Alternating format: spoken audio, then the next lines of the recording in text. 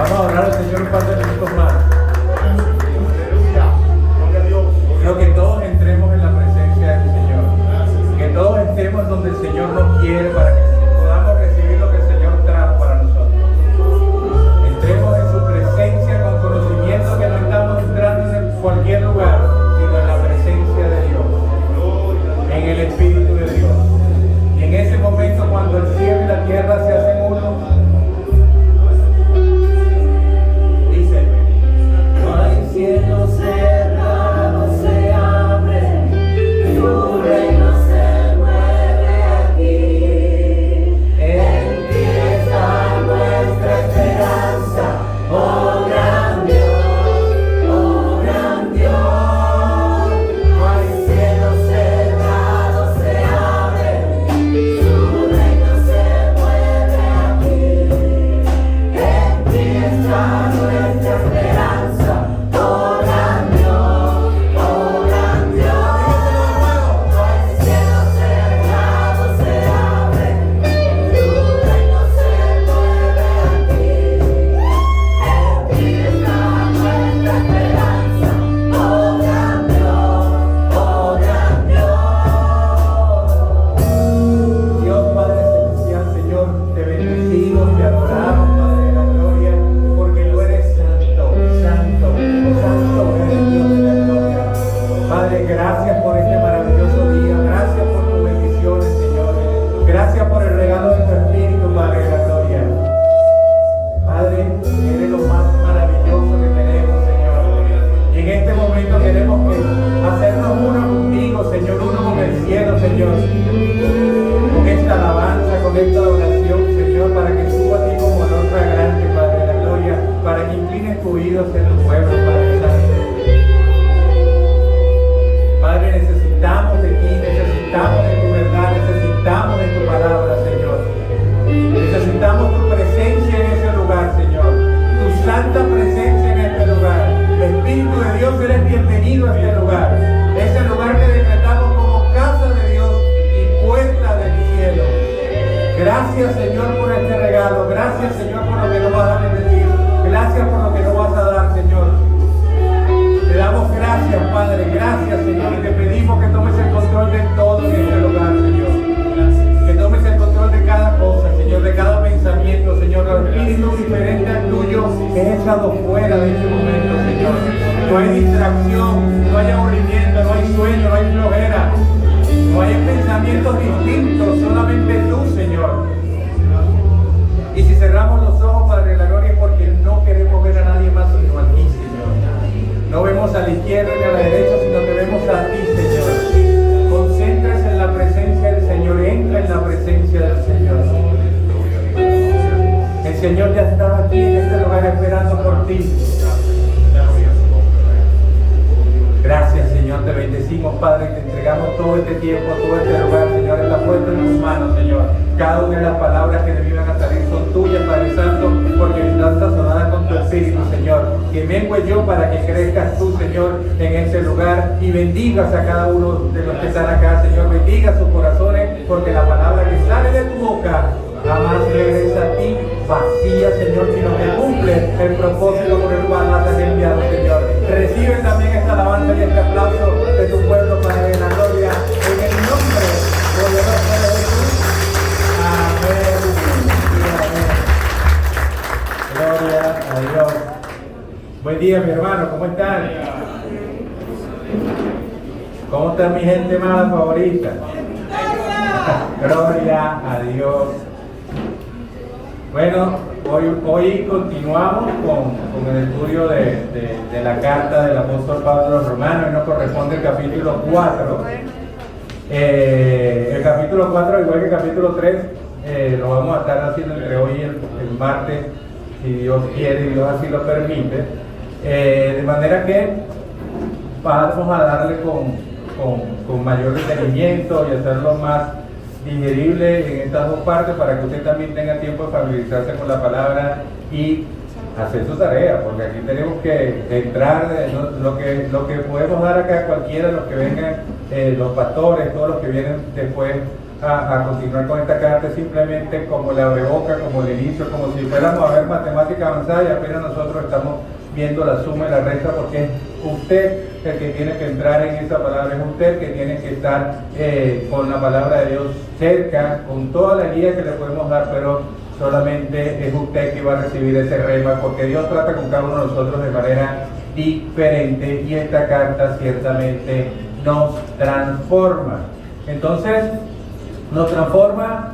En un mundo necesitamos transformación, porque estamos viviendo una temporada que algunos lo llaman post-COVID, otros todavía dicen que todavía está el COVID campante. Como usted lo quiera ver, estamos en una u otra forma todavía bajo los efectos de esta pandemia, y si a eso le sumamos que el planeta en general está oficialmente en declive, que todo se está deteriorando, llámelo cambio climático, llámelo cualquier efecto que está pasando en el planeta, que los bosques, que los glaciares, que todo se está en declive, entonces eso ha hecho que de alguna forma el mundo y la gente, la mayoría de la gente se sienta presa del miedo principalmente.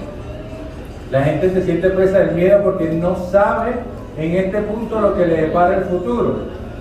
Y lo que está viendo en el presente como que no se ve muy bonito.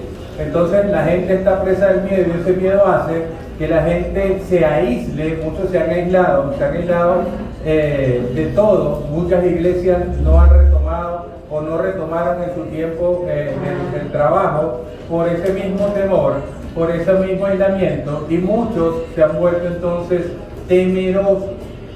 Y si hay algo que yo he aprendido, una de las cosas que he aprendido en la palabra, es que el miedo no permite que entremos en esa presencia y que entremos en la voluntad de Dios. El miedo, por contrario, en vez de permitirle a usted que se mueva hacia adelante, el miedo lo paraliza. Entonces el miedo no lo va a dejar entrar en la voluntad de Dios. Y es por esto que Dios nunca bendice el miedo. Dios solo bendice la fe. Amén. Y la fe es, entre otras cosas, confiar que hay un Dios sobre todo lo que vemos, y es un mismo Dios que está sobre lo que no vemos. Él gobierna lo que vemos y lo que no vemos. Él gobierna lo visible y lo invisible, y Él nos revela todo lo que está invisible, como las maquinaciones del enemigo. Nosotros fuésemos incapaces de detectarlas si no estamos con Dios de nuestro lado. Entonces, ¿qué nos dice la Biblia con respecto al miedo y al temor? Que dice que la Biblia nos dice que a nosotros, el espíritu que guarda en nosotros no es un espíritu de temor, sino que es un espíritu de ¿qué? De poder, poder, amor y dominio propio. Entonces, ese amor que tenemos nosotros en el espíritu, también dice la palabra que ese amor, en su manera y su expresión más perfecta, que hace con el temor, lo echa fuera. Entonces esa es la manera como el espíritu contrario, el espíritu de miedo, sale, o lo podemos sacar de nuestras vidas, es teniendo fe en Dios y en su amor.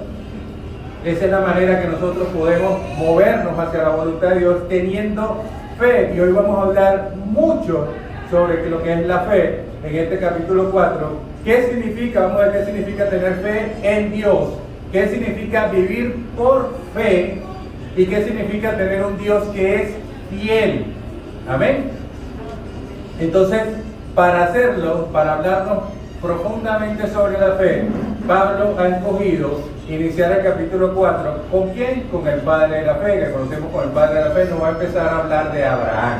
En esta primera parte de la carta de los Romanos, capítulo 4, Pablo está haciendo y tomando este personaje que es del Antiguo Testamento y que es previo al establecimiento de la ley, para mostrarnos como padre de la fe, que ya lo sabemos espiritualmente, sabemos que es así, pero también lo muestra como el prototipo de la fe. ¿Qué es un prototipo? Todo lo que se va a crear en serie, primero nace ¿qué? Un prototipo.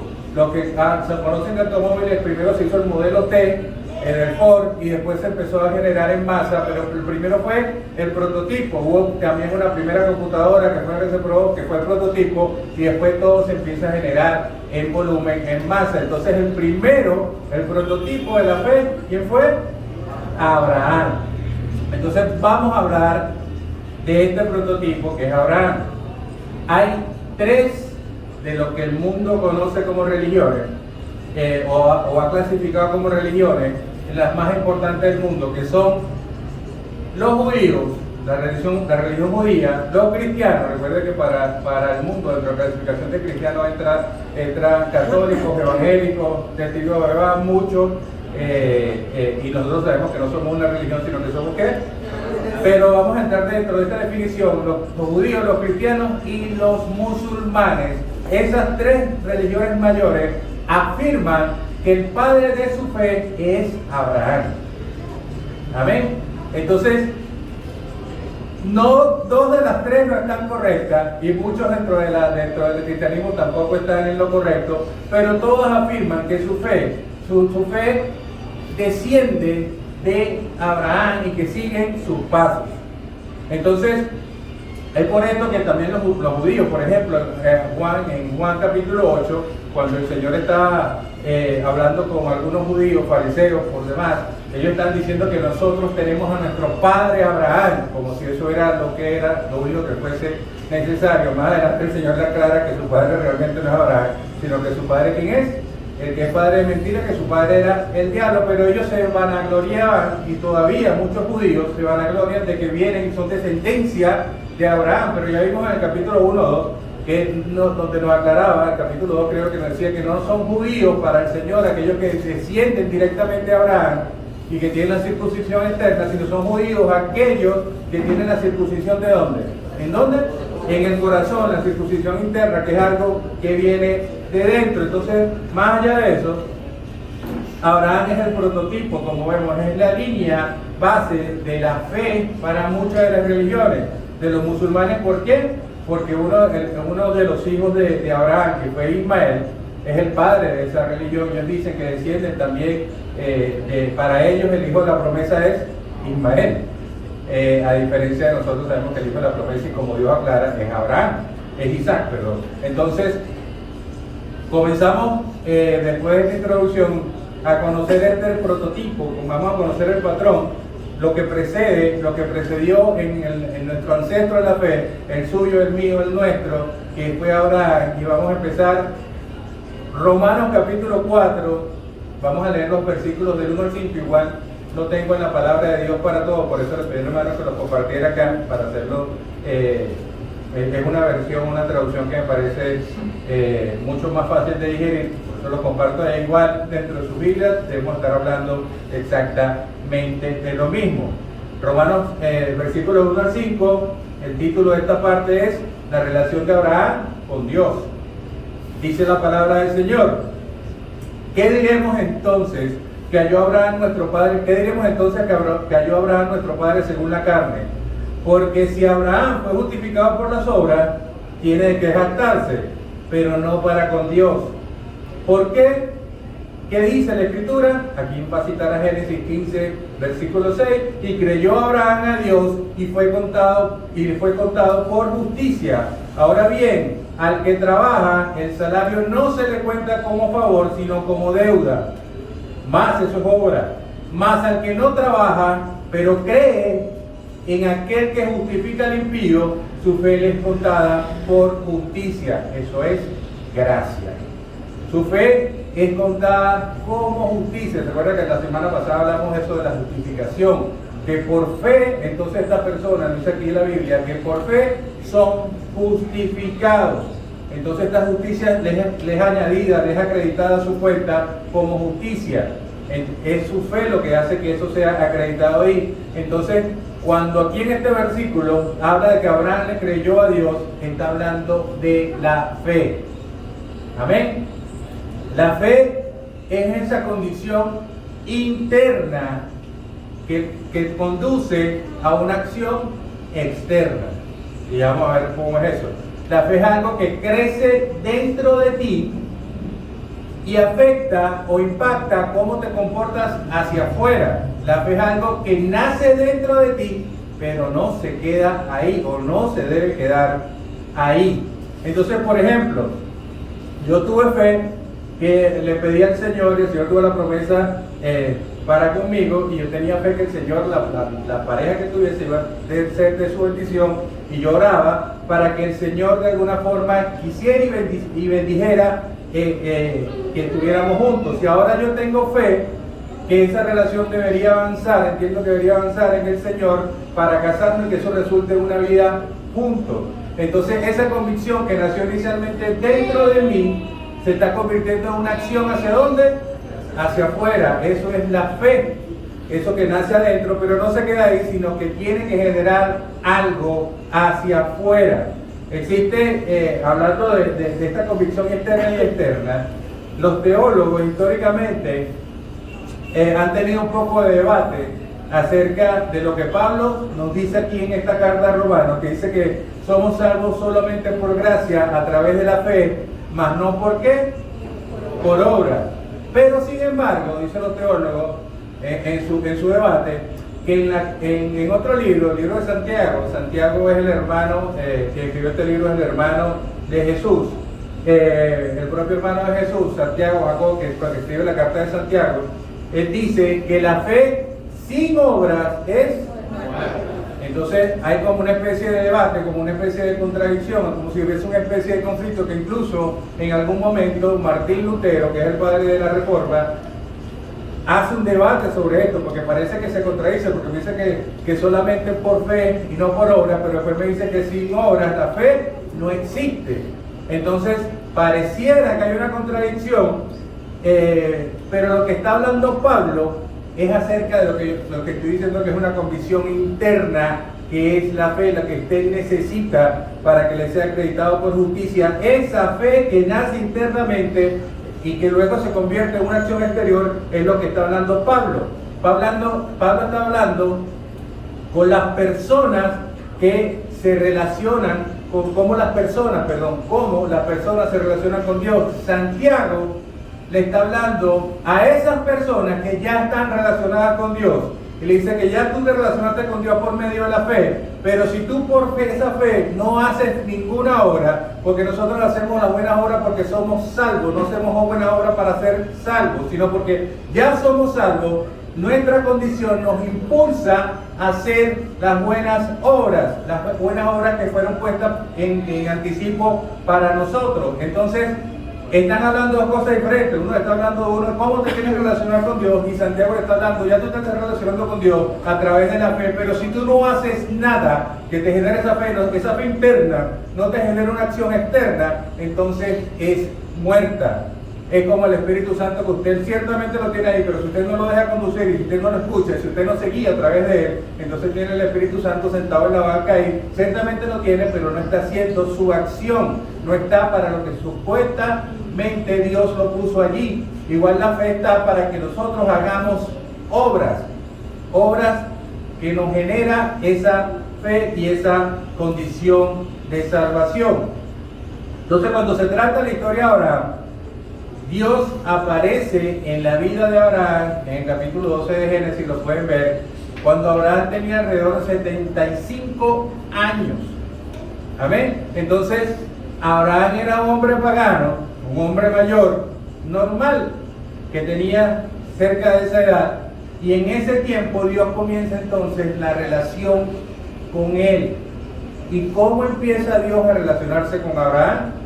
De una manera sencilla. Dios le habla, y Abraham, ¿qué hace?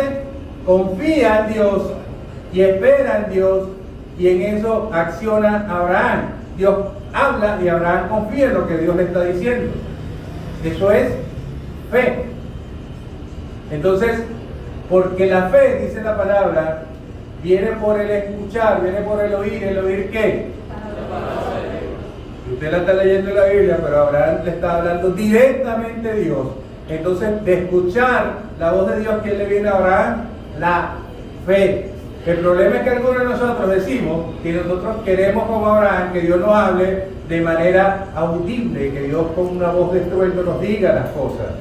Y ese realmente no es el problema, porque probablemente Dios lo ha hecho y le ha hablado a usted una y otra vez, usted lo ha omitido, se hace sordo, como usted está esperando una cosa, no ve que llegaron otras más.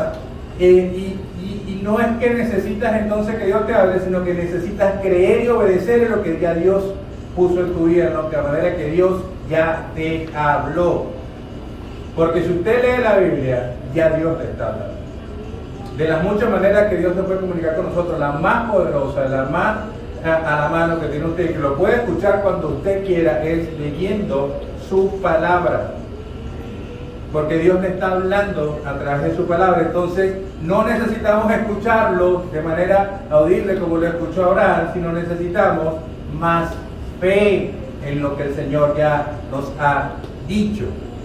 Entonces la historia de este hombre, de Abraham, es realmente una historia increíble, como muchos de los grandes hombres en la Biblia.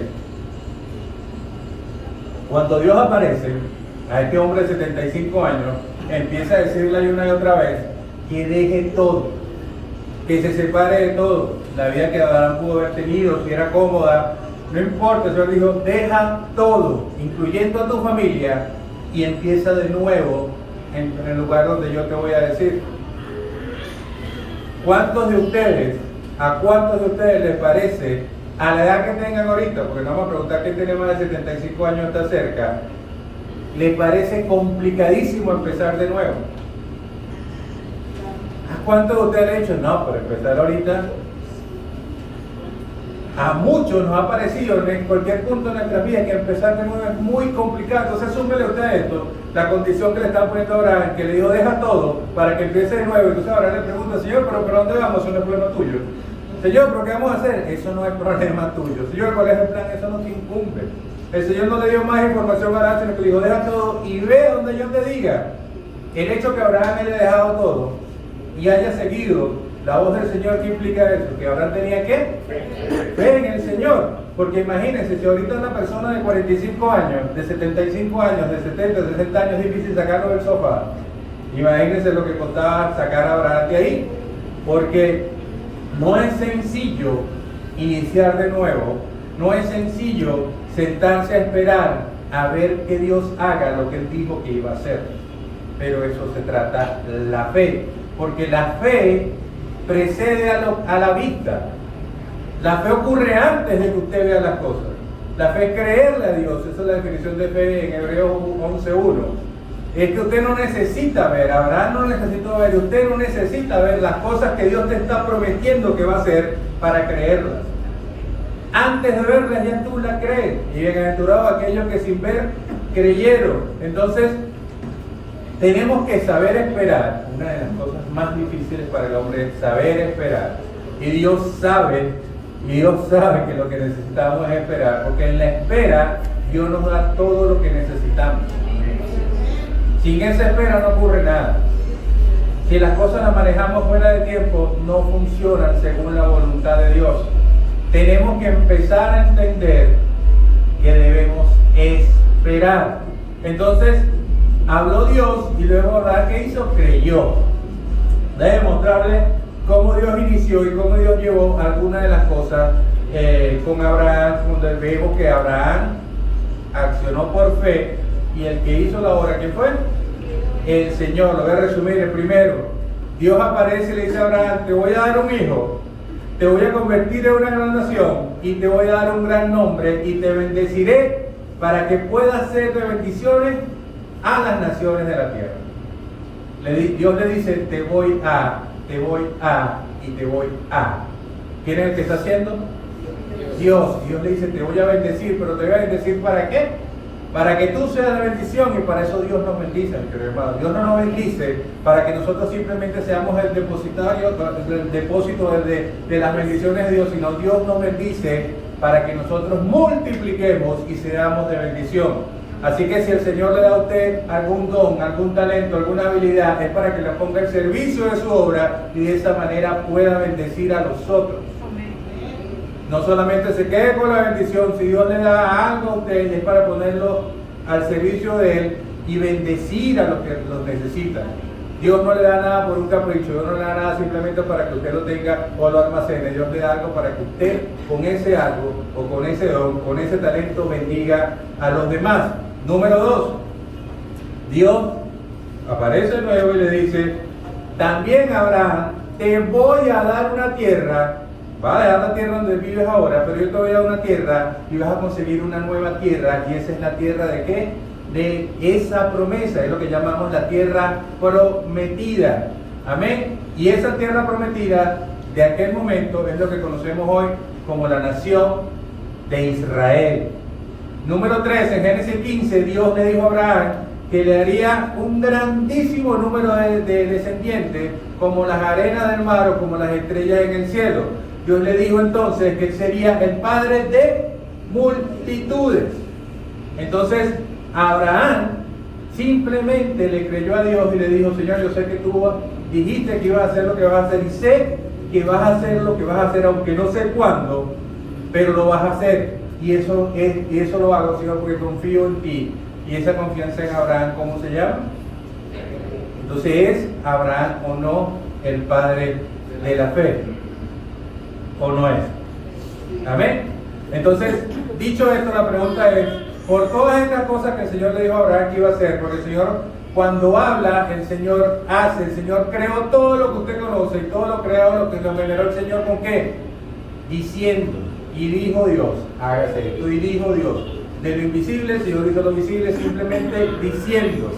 Entonces, con esa creación, cuando Dios le dice que a Abraham, te voy a dar, Dios al mismo tiempo que le dice te voy a dar, Dios está obrando, Dios está haciendo. Entonces, Abraham fue salvo por algo que él hizo, o Abraham se considera, o fue contada su justicia por algo que hizo Dios.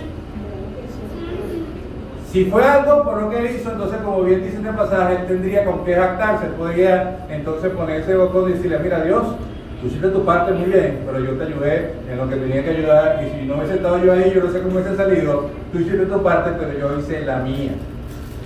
Pero no es por eso lo que dice la palabra. La palabra dice que nadie por obra puede ser salvo, incluyendo el padre de la fe, que es Abraham, sino por gracia. Entonces, Abraham no se salvó a sí mismo. Abraham fue salvo ¿por quién? Por la gracia de ¿quién? De Dios. De hecho, Abraham no es que no hizo nada, no es que hizo poco, sino que hizo casi nada, porque cuando el Señor hace pacto con Abraham, cuando el Señor hace el pacto con Abraham, que hace el sacrificio con Abraham, ¿cómo está Abraham? Dormido. Y dicen las mujeres que no hay cosa que hagan menos en la vida que un hombre durmiendo. Entonces, Abraham no es que no hizo casi nada, Abraham hizo nada. Porque cuando el Señor hizo el pacto con él, Abraham estaba simplemente durmiendo. Y a veces simplemente nosotros que tenemos que confiar en el Señor, y en esa confianza poder descansar, poder dormir, y Señor, tú tienes el control, y mañana yo sé que tú solo harás. Entonces, tenemos que apoyarnos como Abraham, así metafóricamente, quedarnos durmiendo de la tranquilidad y la paz que nos da el Señor, que lo que el Señor nos promete, el Señor lo cumple, y nosotros simplemente creemos que es así porque tenemos fe en ¿quién? Denle un aplauso, Señor, a ver si se despierta un poquito.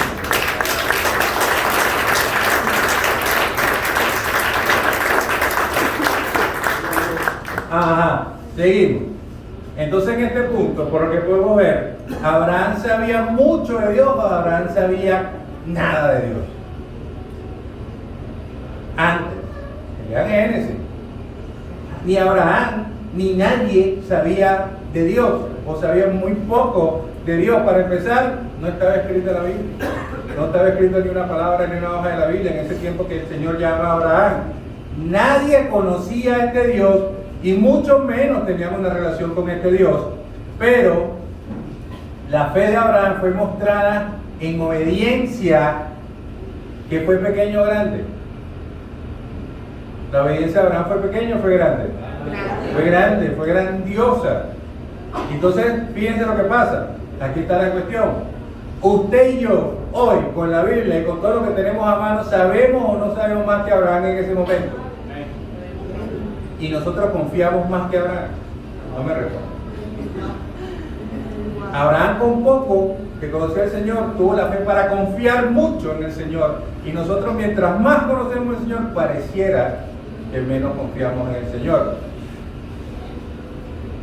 No lo hacemos. Entonces, así que Pablo usa a Abraham en esta primera parte como el prototipo de la fe, para introducirnos la importancia de la fe, para decirnos que somos justificados por ese medio, por medio de la fe, Y entonces es un caso de estudio, nos muestra Abraham que es un caso de estudio antes de la ley, y ahora nos va a mostrar a David, que es un segundo caso de estudio, que es después de la ley, después de la aparición de la ley. Entonces nos está mostrando la fe antes y después de la ley. O sea, vamos a ver la segunda parte, que es la relación de David con quién, con Dios. Romanos 4 del 6 al 8 dice la palabra. David está de acuerdo con esto cuando dice que es afortunado el que Dios aprueba. ¿Por qué? Por la fe que tiene y no por lo que hace. Afortunados aquellos a los que Dios les perdona las ofensas y le pasa por alto los pecados. Entonces Salmo 32, 102. Afortunado el que el Señor aprueba, porque no le toma en cuenta ¿qué? Lo que el Señor toma en cuenta que es la fe.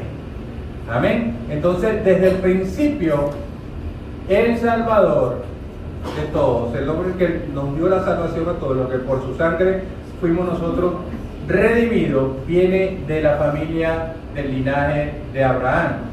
Porque del linaje de Abraham, de Isaac, de Jacob viene David. Y del linaje de David dice la palabra que vendría de la tribu de Judá, vendría ¿qué? El Redentor, el Salvador, vendría Jesús. En Mateo capítulo 1 usted puede ver las líneas, todas las genealogías, puede ver que efectivamente Jesús viene del linaje de David y de la tribu de Judá. Entonces, de ese padre que inició esta nación, de Abraham vino David, y de David, del linaje de David, ¿quién viene? Cristo. Es una sola línea que conduce todo el tiempo, y la Biblia es toda una línea donde el personaje en todas sus instancias es Cristo. Entonces de David vendría el Rey de Reyes, que es Jesús. Toda la historia, toda, desde Génesis hasta Apocalipsis, apunta a un solo nombre, es a Jesús. Eso lo hemos hablado las semanas anteriores. Todo se trata de Jesús. Y cuando tú empiezas a entender a Jesús, empiezas un poquito a entender todo. Y si no entiendes a Jesús, que no entiendes nada. Todo empieza con Jesús. Si no entiendes a Jesús, si no vives a Jesús, si no crees en Jesús, si no imitas a Jesús, entonces no estás entendiendo absolutamente nada, aunque leas la Biblia todos los días. Porque la madurez en el Espíritu, la madurez en el camino del Señor no tiene que ver nada con que usted se conozca la Biblia de tapa a tapa. La madurez es que lo que usted lea, conozca y entienda, lo viva. Eso es la madurez espiritual. Vivir lo que te dice la palabra. No recitar 200 versículos de memoria. Eso no tiene nada que ver con madurez espiritual. Es simplemente una buena memoria. Pero si usted no vive esos 102 versículos que recita, entonces muy poco está haciendo. Por el contrario, está diciendo cosas muy malas de usted. Entonces, hablemos sobre David. El nombre David significa, ¿qué significa el nombre David? Amado por Dios. David significa amado por Dios, es decir, que Dios lo amaba. Esto no quiere decir que David era un hombre adorable. No, simplemente que Dios lo amaba. Su nombre aparece alrededor de 1000 veces en las Escrituras. El nombre de Abraham aparece 300, pero el nombre de David aparece cerca de 1000 veces en las Escrituras. David fue el rey que gobernó Israel durante cerca de 40 años. Ese es un tiempo bastante largo para gobernar, aunque a uno por ahí le están haciendo la competencia. Pero es un tiempo bastante largo para gobernar y bastante difícil gobernar una nación por ese tiempo. Y durante ese gobierno, durante el tiempo de gobierno de David, hubo una paz y una prosperidad sin precedentes en la nación de Israel. La prosperidad que hubo en la nación de Israel no tenía precedentes. David era un hombre que tenía muchas cualidades, entre eso tenía una mente militar y fue bendecido económicamente por Dios de manera impresionante. De hecho, David fue tan importante y es tan importante para la nación de Israel que hoy la ciudad de Jerusalén, que es la capital de Israel históricamente, hasta el día de hoy la ciudad de Jerusalén se conoce como la ciudad de ¿quién? De David. Nosotros, el que quiera conocer más de la historia de David, en el libro primero de Samuel y primero de Crónicas, no pueden conocer y hablar y ver de la vida y de su reinado. David era un guerrero, un poeta, artista, y escribió más de la mitad de las oraciones y cánticos de la oración que están en el libro de los Salmos. Más de la mitad de los Salmos fueron escritos por este hombre increíblemente poderoso y exitoso, pero a veces este hombre es impulsado por dos cosas que son malísimas, que es la pasión, la carne y el orgullo.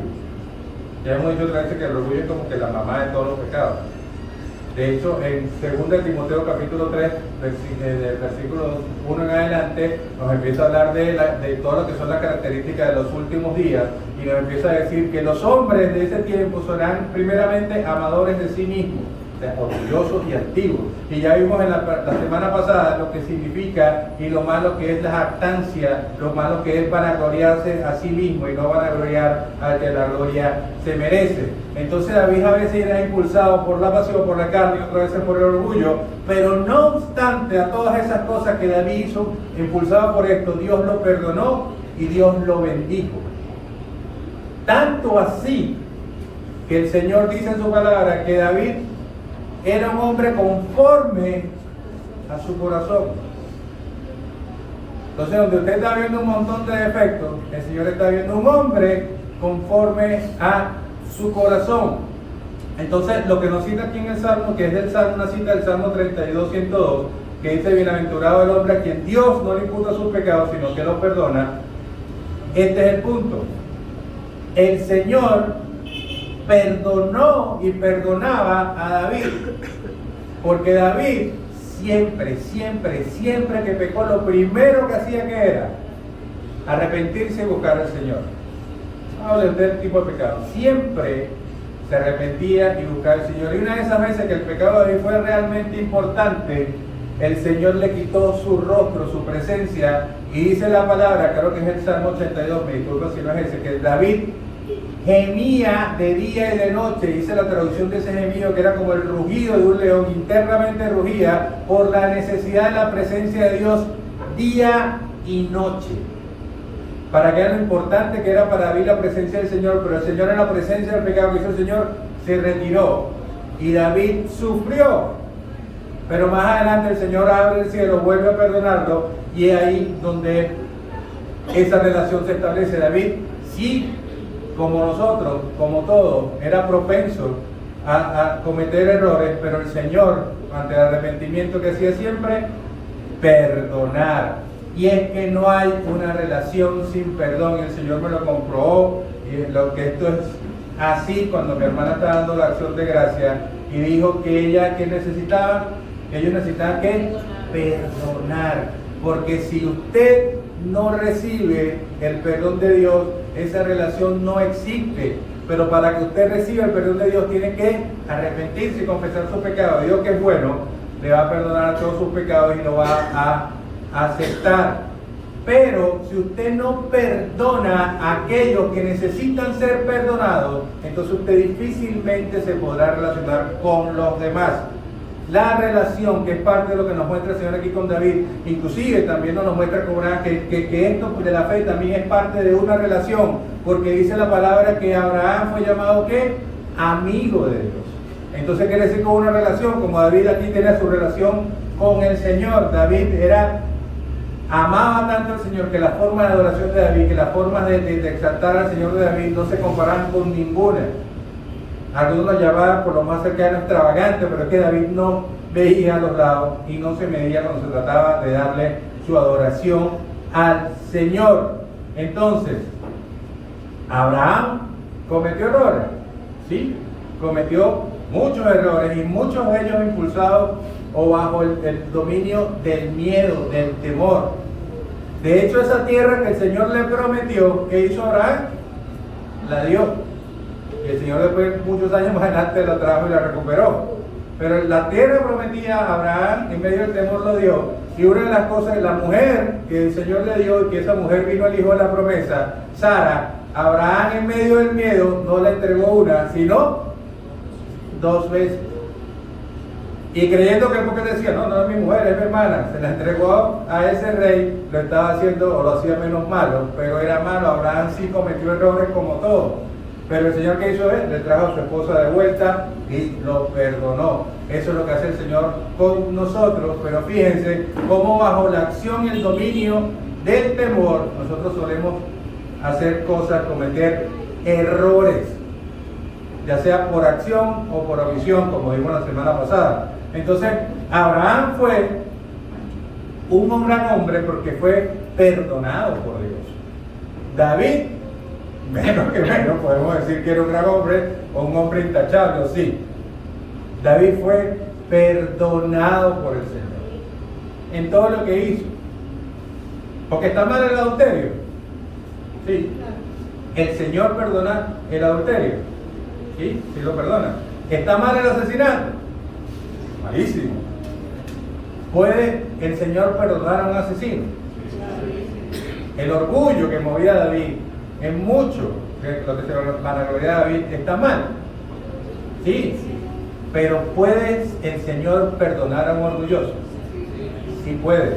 Entonces, la historia de Abraham y de David nos conecta aquí Pablo y nos muestra que fueron grandes hombres, pero unos hombres como usted y como yo, propensos a cometer errores, pero en esos errores siempre sabían qué hacer y hacer lo correcto, que era buscar ¿a quién? Buscar al Señor. Entonces, la historia de este hombre, de David, nos ve una historia llena de complicaciones, de avatares, en la que el Espíritu Santo, como el autor, nos hace hincapié en que Dios en todo tiempo, en todas las situaciones, Dios asistía y Dios estaba con David. El hijo de Jesé siempre también ponía todo confiadamente en las manos de su Señor. Acudía a él, especialmente en los momentos de mayor peligro. David acudía ante hacer cualquier cosa, que es lo primero que hacía David, así como hacía Nehemías, oraba, iba hacia el Señor ante hacer cualquier cosa, no importa el momento más apremiante. Pero no solamente oraba, como hablamos también en el capítulo 1, sino que también hacía, como dijo Pablo al principio. Pablo oraba al Señor para poder ir a Roma, pero ya Pablo estaba planificando en su mente, ya Pablo tenía un proyecto para hacer cuando fuese a Roma. David, cuando enfrentó a Goliat, David oraba al Señor, pero David se preparó. David se preparó y David buscó la piedra o pelota. David se preparó, pero también estaba diciendo que el Señor es el que se iba a encargar de todo, pero no se quedó sin hacer nada esperando que el Señor tumbara a Goliat. David entregaba todo hasta los momentos más apremiantes, se abandonaba en las manos del Señor. Entonces, la fe de David, como la fe de Abraham y como la fe de muchos, sin esas acciones, entonces era muy poco. Entonces, esa misma fe es la que nos tiene que llevar a accionar, acciones externas, ya sea de comportamiento, ya sea de obras que tenemos que hacer, y lo demás, los resultados de eso, lo dejamos en manos de ¿quién? Del Señor. Entonces, esa fe en el Señor hacía que David también en esos momentos difíciles no perdiera el ánimo. Así como esas son cosas que nosotros tenemos que aprender de estos hombres, no está puesta de la Biblia nada más como dato histórico, sino que en las circunstancias donde los tonos eran más dramáticos, David en las manos del Señor lo alababa, le exaltaba, le cantaba. Entonces tenemos la certeza que aunque las pruebas sean difíciles, la más difícil que a usted se le puede ocurrir, nunca caeremos fuera de la mano del Señor. El Señor nos tiene en su puño y dice que ahí no nos puede sacar absolutamente nadie. Estamos en la mano de Jesús y después de la mano de Jesús está la mano de Dios, estamos doblemente protegidos y ahí no nos puede tocar absolutamente nadie. Amén. Amén. Un aplauso al Señor.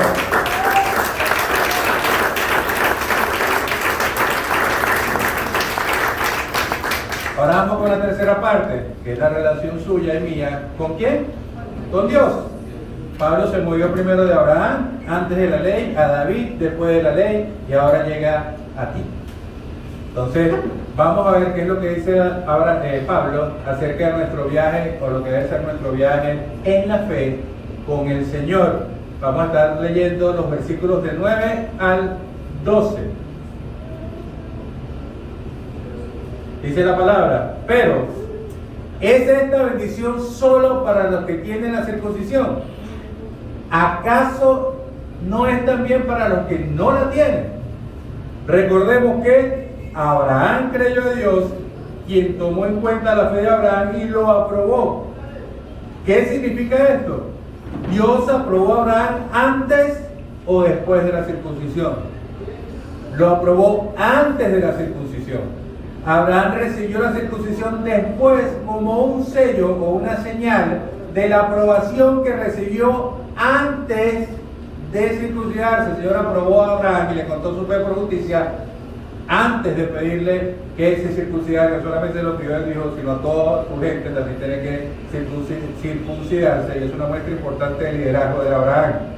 Entonces, dice el versículo 12, Abraham también es el padre de los que están circuncidados, pero solo de aquellos que además de su circuncisión siguen el ejemplo de la fe que Abraham demostró antes de ser circuncidado. Solamente son salvos aquellos judíos, hebreos, que tienen su fe en Yeshua HaMashiach, en aquellos que tienen su fe en que Jesús fue el Mesías, y no en aquellos que siguen esperando un Mesías que ya vino y va a retornar por segunda vez.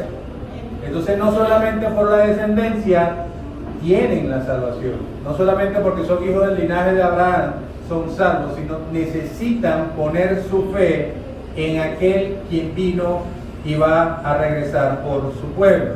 Entonces, nuevamente está hablando aquí con el ejemplo de la circuncisión y lo externo y lo interno, de una convicción que es interna, que es la fe que conduce a una acción. En este caso nos demuestra una señal externa. Es la obediencia que se genera cuando somos justificados por el Señor.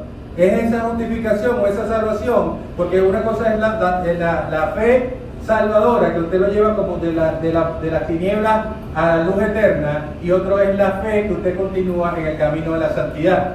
Porque hay una fe que es la salvación, que es posicional, y luego la salvación continúa, no se queda ahí. Usted tiene que seguir caminando en el camino de la santidad, de parecerse más a Cristo y de ser obediente a todo lo que nos dice el Señor. Entonces la pregunta es, según esto que leímos acá y lo que hemos estudiado hasta ahora, todos entran en una relación salvadora con el Señor de la misma manera.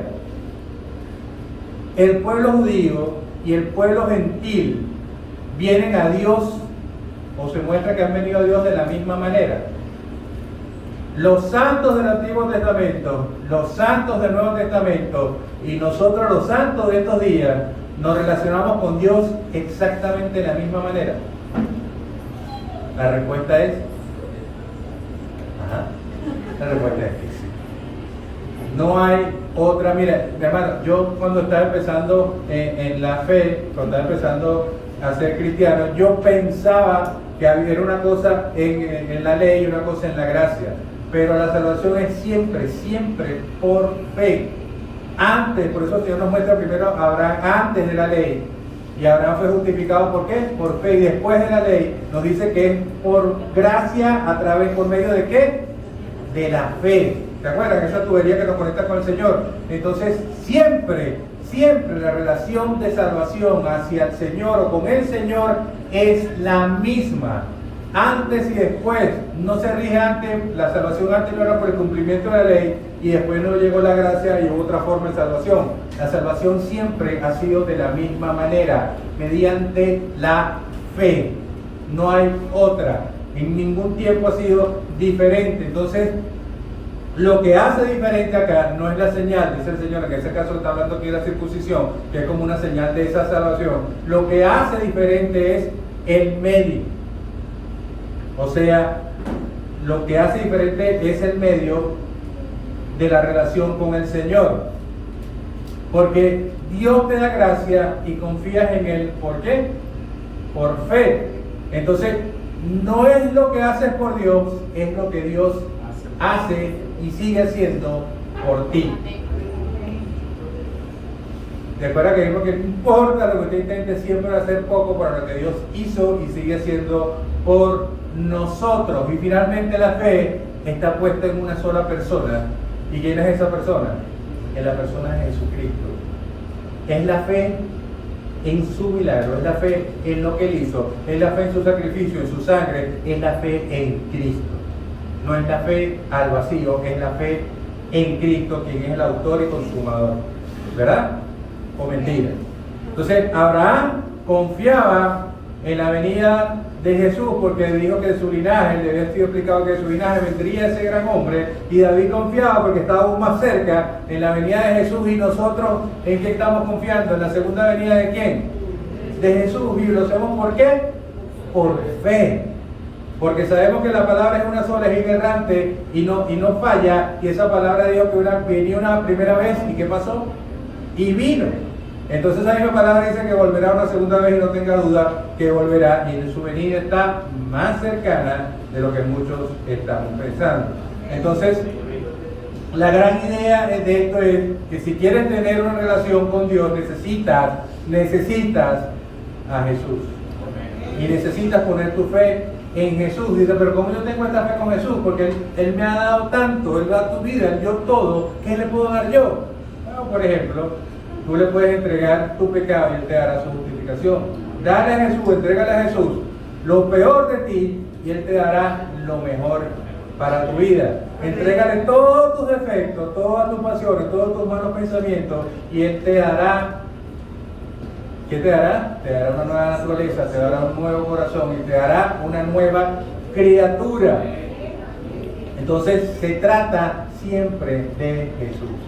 Pablo, en todo lo que usted lea de Pablo siempre dijo lo mismo. Pablo no se vanagloriaba en nada de lo que él hizo que podía hacer. Pablo dijo, si hay alguna cosa en la que yo puedo vanagloriarme, ¿en quién es? En la cruz, es en Jesús. En nada más se vanagloria Pablo. Pablo es, por eso yo soy uno de los que creo que la carta a los hebreos fue escrita por Pablo, de la forma que en los primeros capítulos habla de la supremacía de Jesús. Eso es algo que Pablo siempre resaltaba, la supremacía de Jesús. Entonces lo que está diciendo aquí es que el medio de la relación con Dios es la gracia de Dios, pero ¿por medio de qué? De la fe en Dios. Pero hay señales que nos apuntan, que nos dan evidencia de esa relación. Recuerda lo que hablábamos hace como 2 semanas sobre el anillo, que era algo de una relación externa, pero que tenía que tener un asidero interno, si no tenía ningún sentido. Igual era una circuncisión.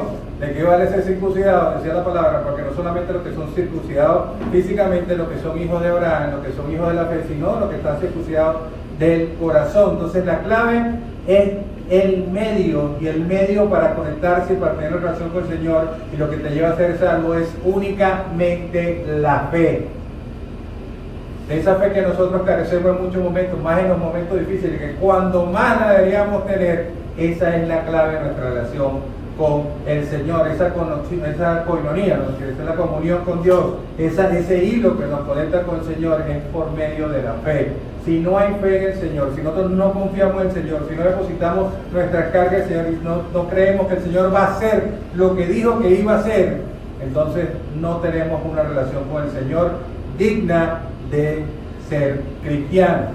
Entonces, la fe no solamente te lleva al cielo, a la presencia del Señor, sino que la fe no empieza ahí, sino que la fe te va a llevar a través de toda esta vida terrenal, también te va a llevar y te va a acompañar en la fe, porque la eternidad, el concepto de eternidad no empieza cuando usted muere, la eternidad empieza cuando usted recibe y acepta al Señor en su corazón como su único y suficiente Salvador. Ahí es cuando empieza la eternidad. La vida eterna no empieza, ¿van a morir? Ahora no.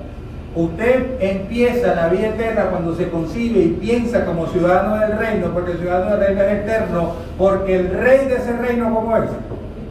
Eterno.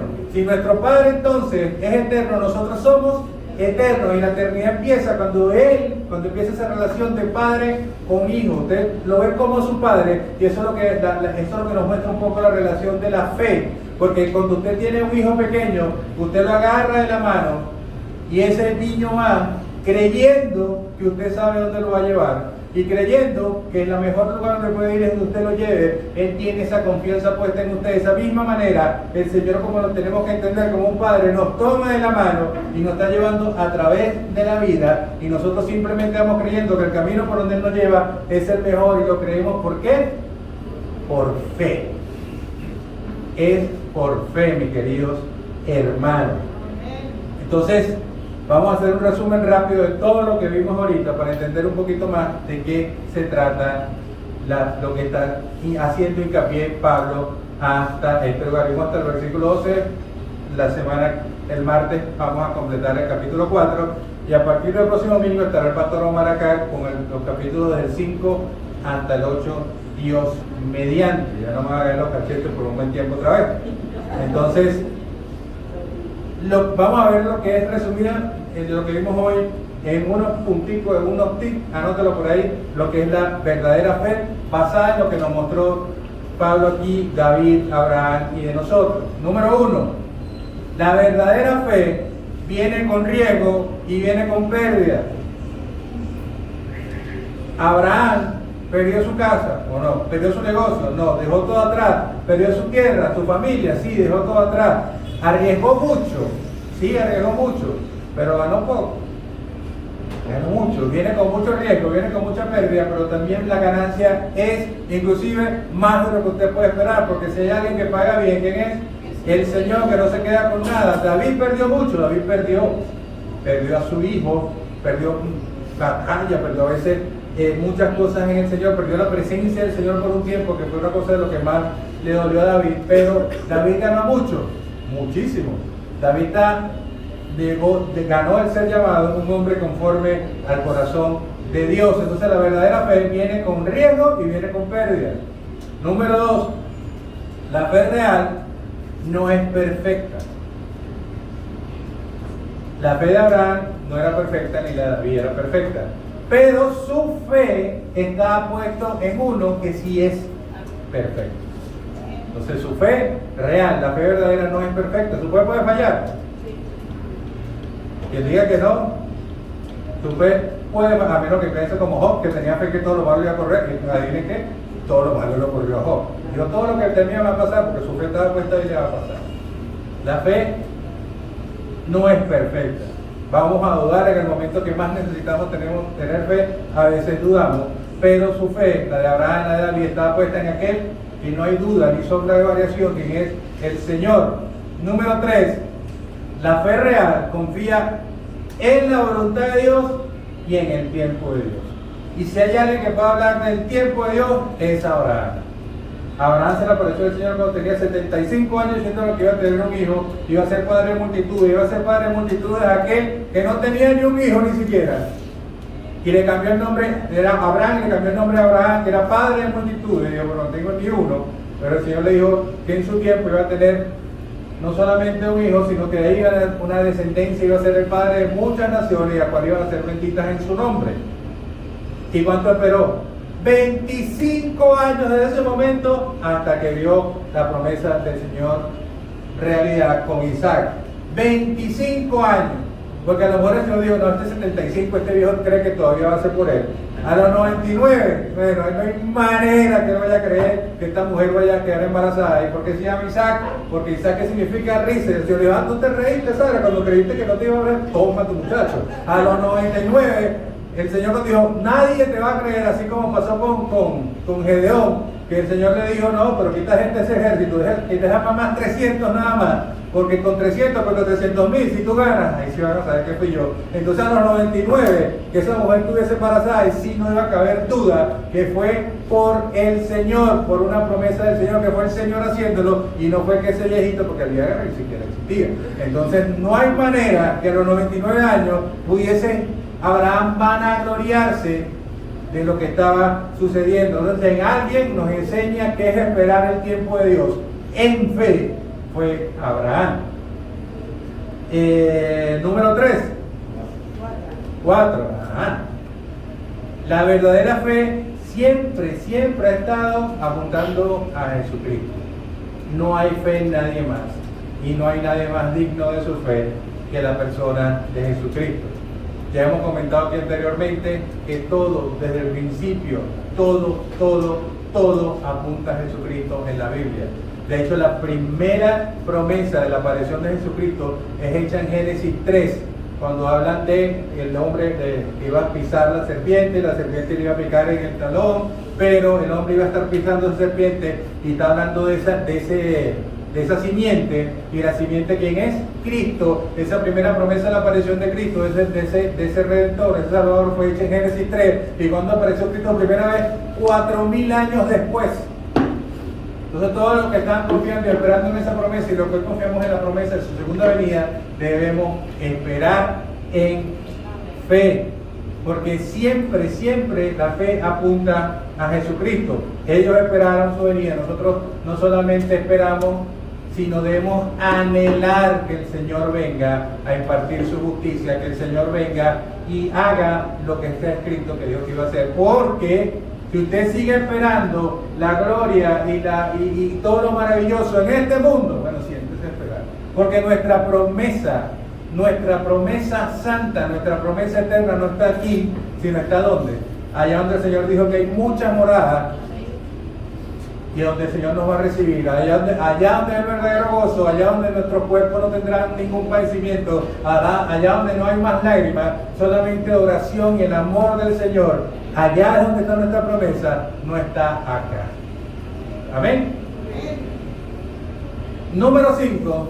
Sin importar cuándo nacieron estos hombres, 500 años antes de la ley nació Abraham, y por allá en Génesis, y después viene David, muchos años después, y después estamos nosotros.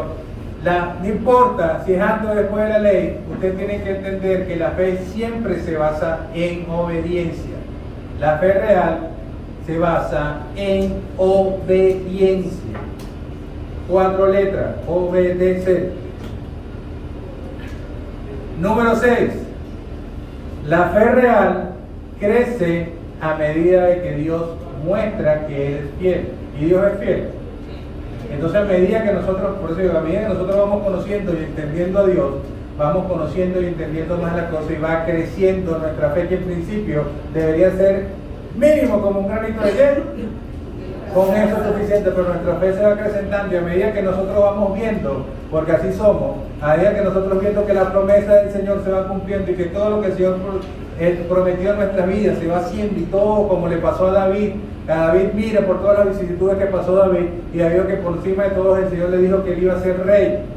Y el hombre que estaba sentado por allá cuidando 3, 4 ovejas, a ese dijo que el Señor le dijo que iba a ser rey. Y por encima de esas vicisitudes, David creyó en el Señor y esperó en el Señor. Y a medida que David iba viendo que el Señor lo protegía, y que luchaba con oso y le ganaba, que luchaba con león y le ganaba, que tumbó a Goliat, la fe de David de que el Señor fue creciendo. A medida que usted va viendo los prodigios y las maravillas de la mano del Señor en su vida, no solamente en las cosas visibles, los milagros visibles, sino en la providencia del Señor, que es cuando el Señor actúa, pero usted no lo está viendo, pero el Señor sigue actuando y sigue moviéndolo, no solamente usted, sino sigue moviendo toda la historia alrededor de nosotros para que sucedan las cosas según su voluntad, que es buena, es agradable y es como.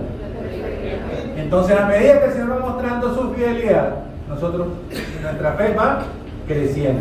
Y por último, como dijimos hace rato, la fe verdadera ve más allá y apunta más allá de esta vida terrenal. En Hebreos 11, que es el tratado de la fe, dice que Abraham esperaba una nación hecha por Dios y una nación gobernada por Dios.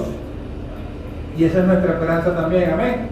Entonces, la fe de Abraham nos está llevando más allá de esta vida, porque dice que más allá de esta vida, en la eternidad, cuando el Señor después que venga y seamos glorificados, después de eso bajará y descenderá del cielo, ataviado como una novia de la Nueva Jerusalén, porque todas las cosas viejas han pasado. Dice primera de Pedro, segunda de Pedro, que habla que todo va a ser consumido por el fuego, que el cielo y la tierra pasarán, una sola cosa no pasará, que es la palabra de Dios.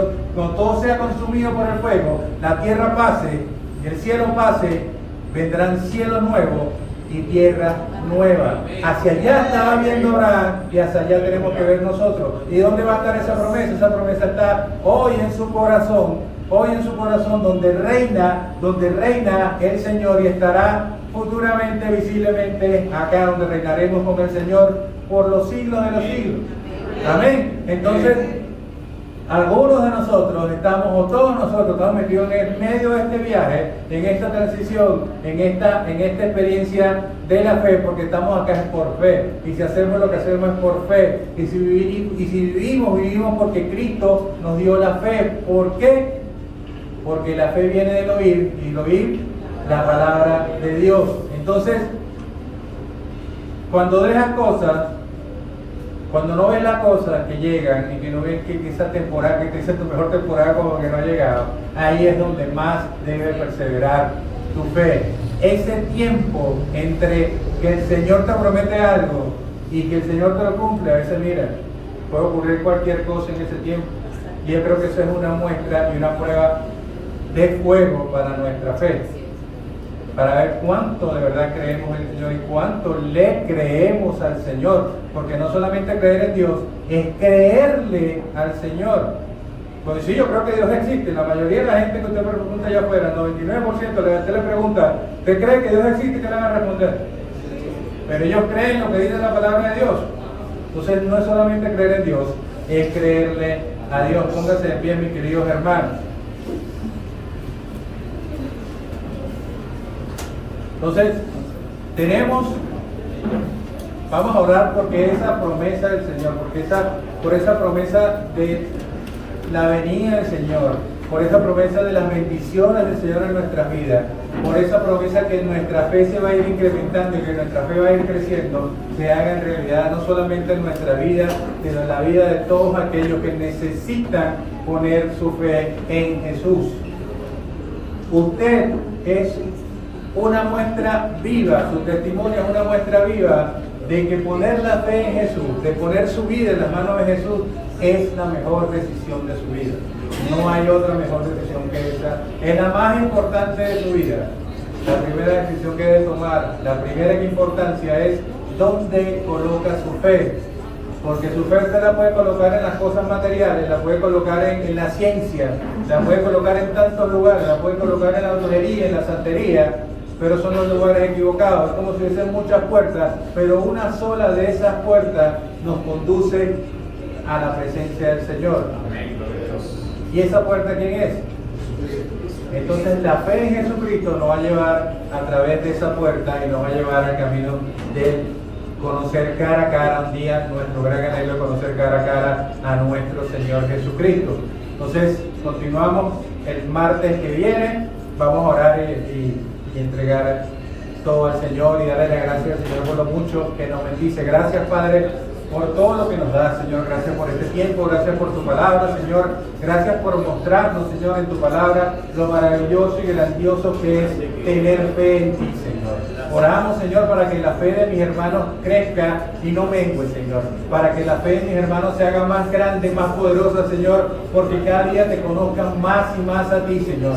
Conozcan que dependen de ese Dios poderoso, maravilloso, grandioso, quien todo lo puede, Señor. Y que todo lo que tú prometes lo cumples, Padre. Porque tú no eres hijo de hombre para mentir, Señor. Todas las grandes cosas, Señor, vienen de ti. Todas las maravillas vienen de ti, Señor. Todos los dones vienen de ti, Padre. Del Padre en las luces en cuando hay sombra de variación, Señor.